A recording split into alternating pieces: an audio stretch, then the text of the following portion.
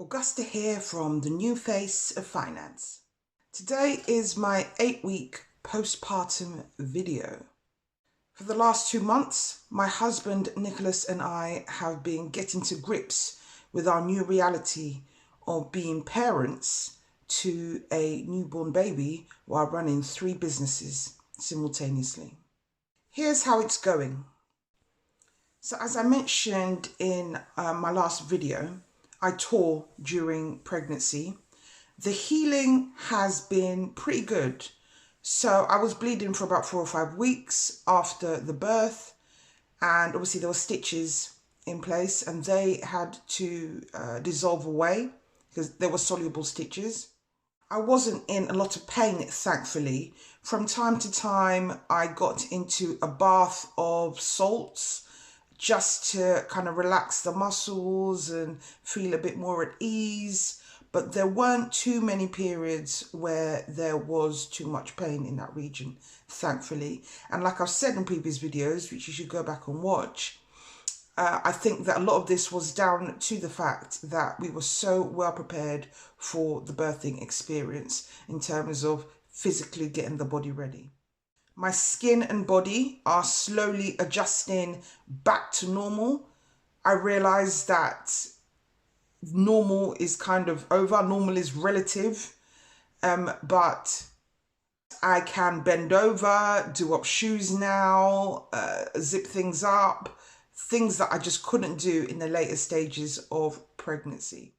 On my previous video, I expressed that my plan was to breastfeed or pump, express milk out so that I could replace the formula just exclusively with breast milk. I'd seen a few YouTube videos where new mothers had successfully made that transition. However, I have to report that I found that really difficult and haven't been able to achieve that.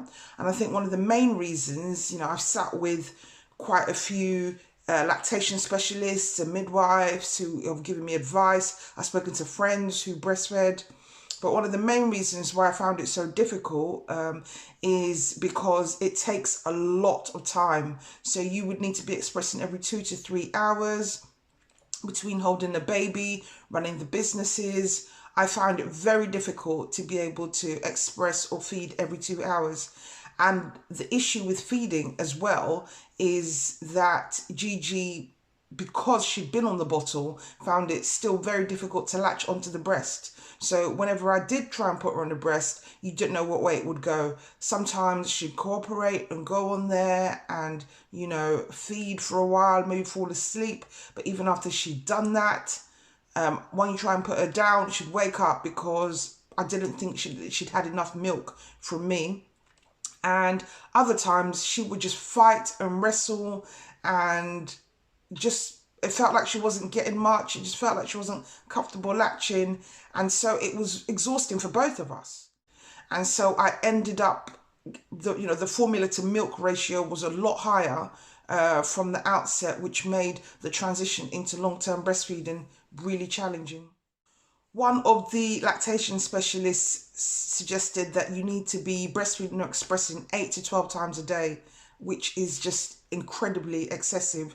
But that is the amount required to have any chance of creating a supply that was going to replace the formula. And I just wasn't physically able to make that commitment. I definitely tried.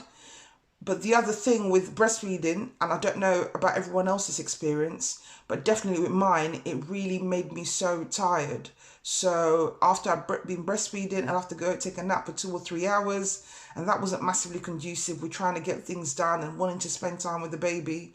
So I've done my best. I'm still actually expressing right now, but I just don't express that much. So it might take me a couple of days to create enough milk for her to feed on 1 bottle. And even then we might still need a top up.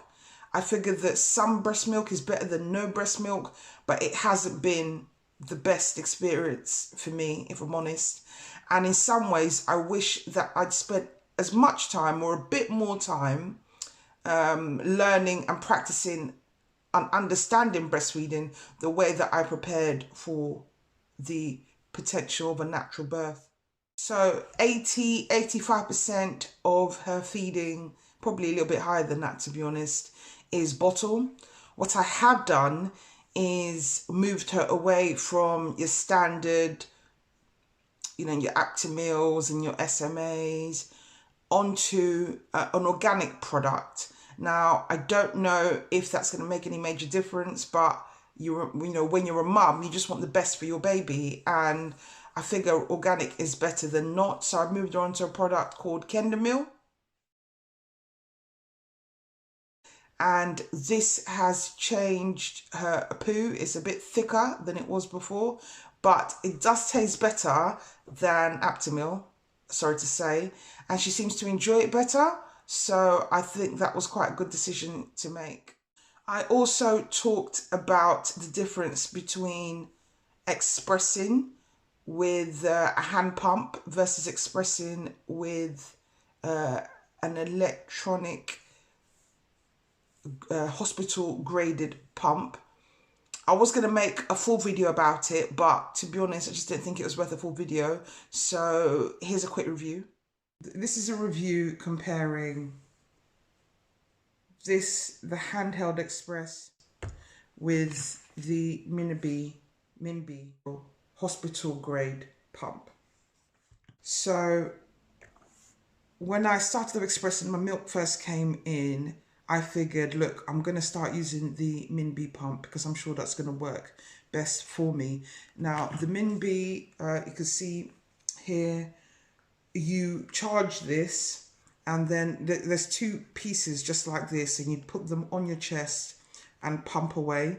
And the idea was that you just sit there and then it will massage. There was a function to massage the breast, and there's another function to express and push out. And so you would do that for however long. I never really fully understood the functions of this. There were so many pieces to this bit here that you put on your chest. Obviously you can take them all apart and sterilize them or wash them, but it's really piecey. And I obviously wanted to purchase this because I'd seen so many reviews prior to purchasing it that apparently it was really amazing, and you've got to really try it out, and no one's ever had a pump like this. So I figured, okay, well, let's make the investment. If it's going to make my life easier, if it's going to mean that I'm able to produce milk, let's go ahead and do that. My experience is it hasn't really worked that well for me. It doesn't stay on my chest, so where I thought I could put it on and get on with my life, I have to sit there.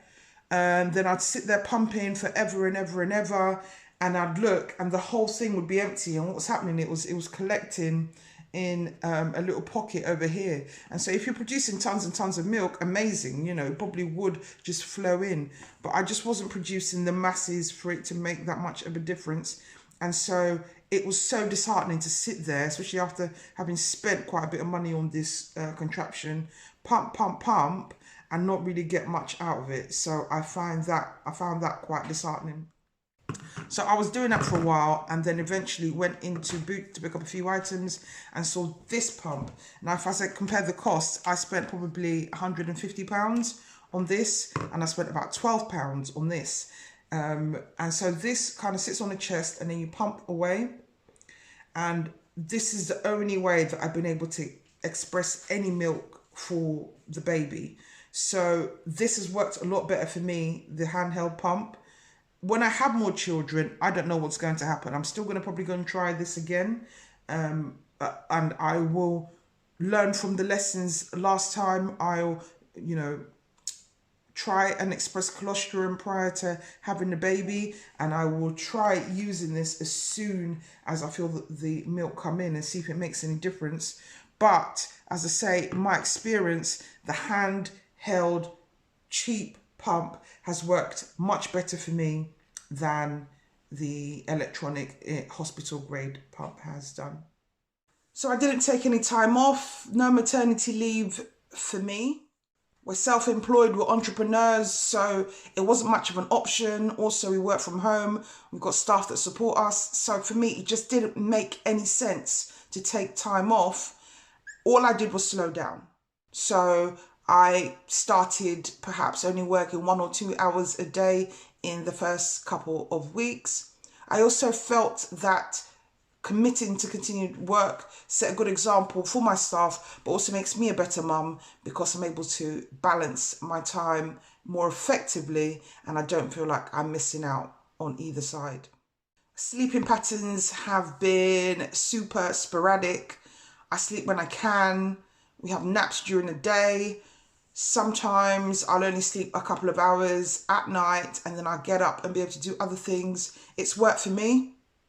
I don't see anything wrong with it.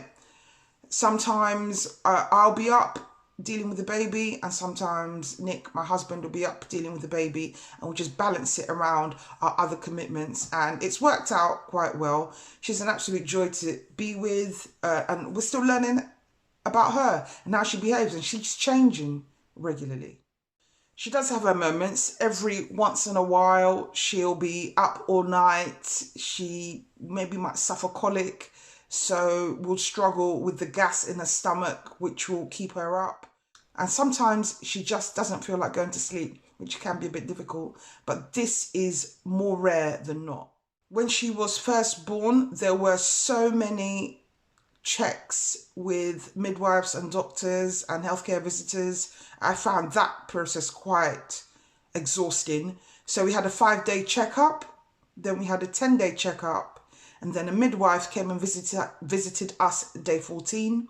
And in between that, there were eye tests and ear tests, which initially these doctors and midwives identified certain issues.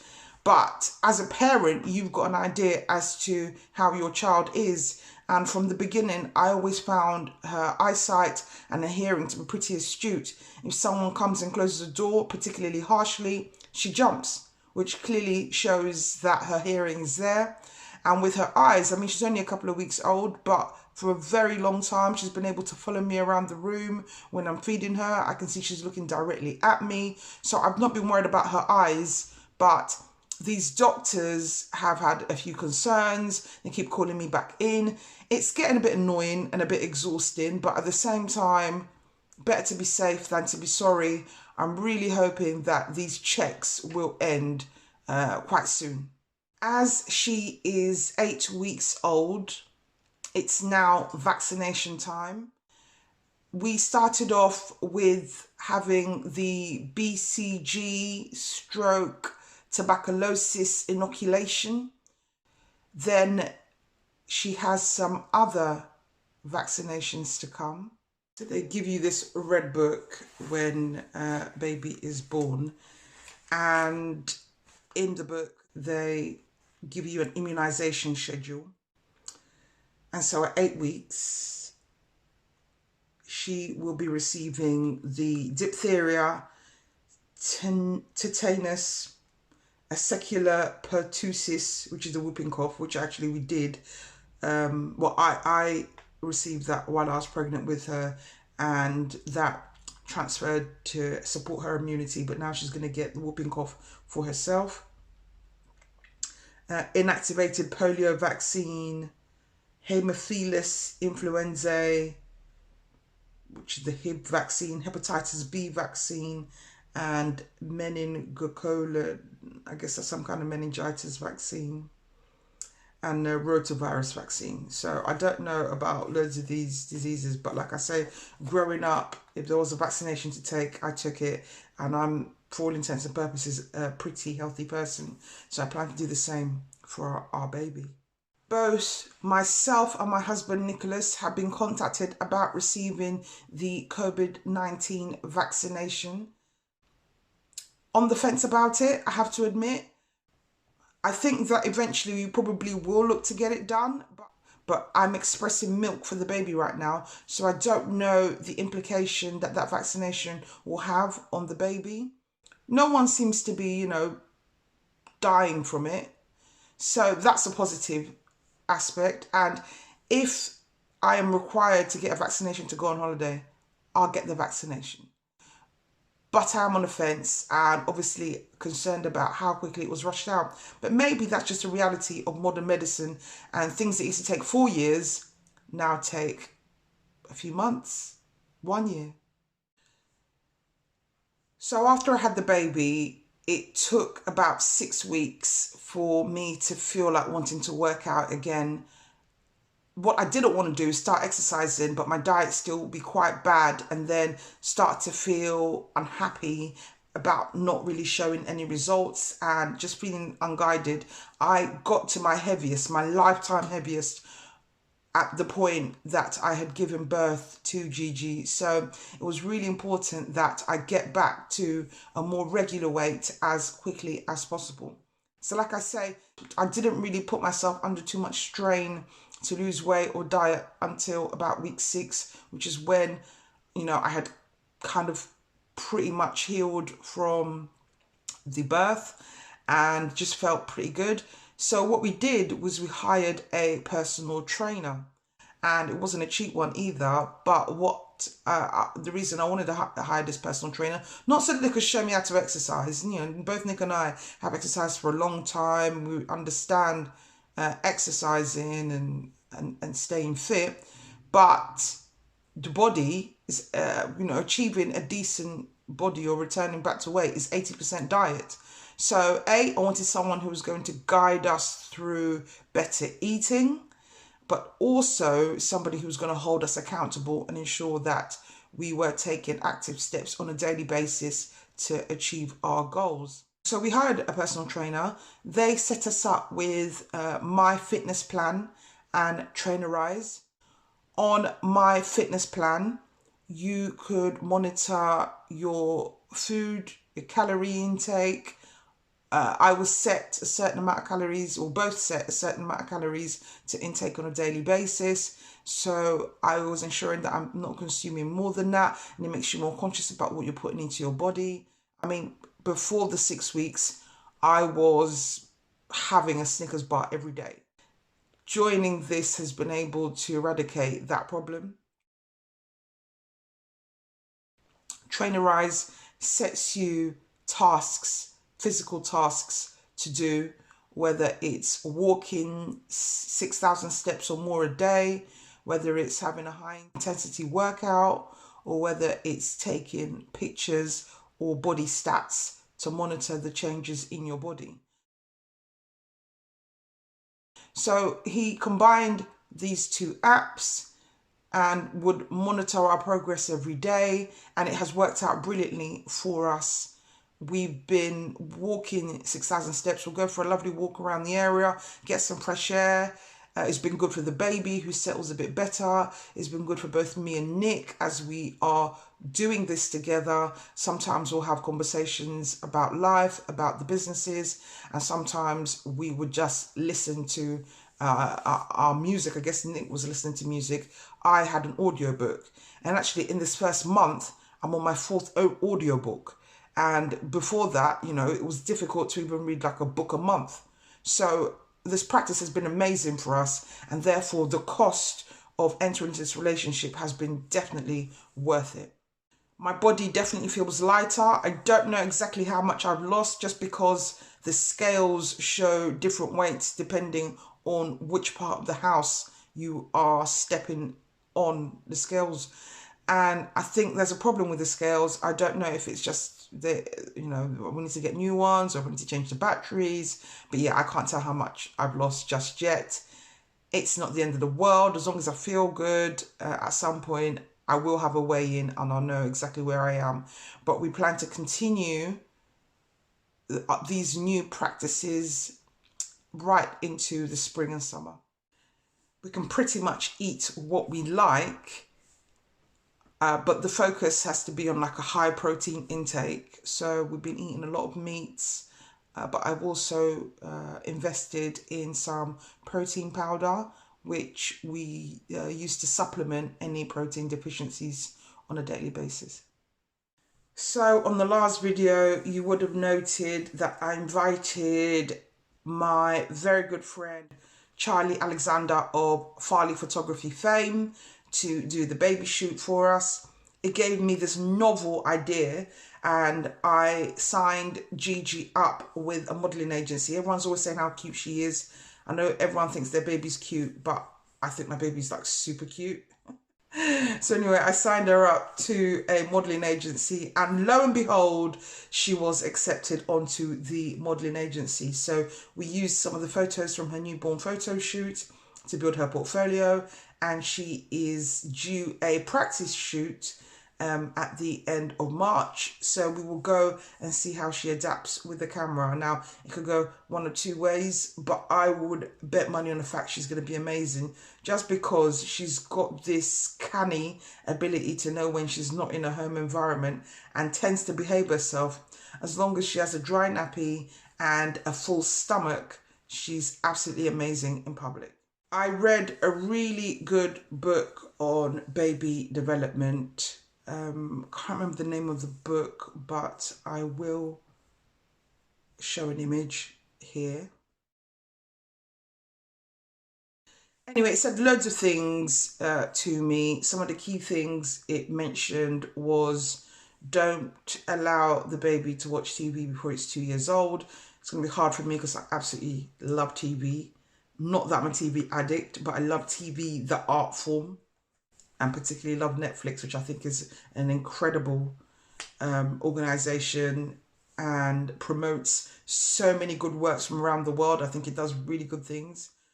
So I have to keep baby away for the first 2 years of life. I can imagine I can do that. It also indicates that it's important to have a healthy, active lifestyle. So that's something I definitely will be helping baby to promote.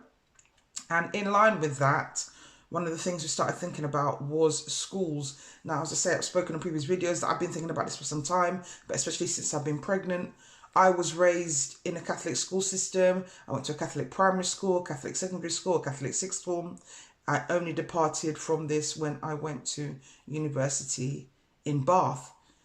So one of my ideas was to put her into the Catholic school system. And another one of my peers who has a 2-year-old, we were having a chat recently, and she informed me that her child is 2 years old and she put her baby into a Montessori because, you know, the focus being on advanced child development. She put a child into a Montessori, but was now thinking about placing her, and all the schools that she had in mind, there was now a waiting list, despite the fact that her child was only 2 years old. Now, I was massively concerned about this, so I started thinking about schools for the baby. Now, the challenge that we have is that we live in Margate at present, and I don't know if I'm going to be here forever. But at the same time, it's likely that we are going to be here when Gigi starts school. So I started looking at a few places and came up with a preparatory school that's about a 10-15 minute drive from us. We had a Zoom call with the headmistress who gave us a tour of the school. We loved the principles that they were going to instill in the kids, and there was a lot of amazing extracurricular activities for the kids, which meant that our time would, wouldn't be used up shuffling her or shuffling our kids around extracurricular activities. And, you know, it's just my belief that you should expose children to a lot of things and see what they take to, and then kind of develop their interests and their skills on that basis. So we loved everything that this school had to offer. You would be supplementing, paying for the school, but the idea would be to put her into this school with the hope of then passing 11 plus and getting into a grammar school, which will give you, public school amenities, but without the public school price tag. So you pay now to avoid paying later. That's the logic here. In any case, saw the school, liked the school, and we filled up the forms and paid a deposit for her to start. So my mom thinks it's ridiculous, but yes, our baby is 2 months old and we have found a primary school place for her. It's a weight off my shoulders, and now we can just focus on having fun until she starts nursery at 3 years old. And although it might sound really mad that we've done this, it's really important to note that in her cohort, the children that will be starting at the same time as her, they try to limit class sizes to about 20 in every class in the school. But of the 20 places, 10 have already gone. We have women who still have the children in their stomach and have inquired or registered for places for their children. So I'm not as crazy as I seem. Thank you for watching. Join me on the next video.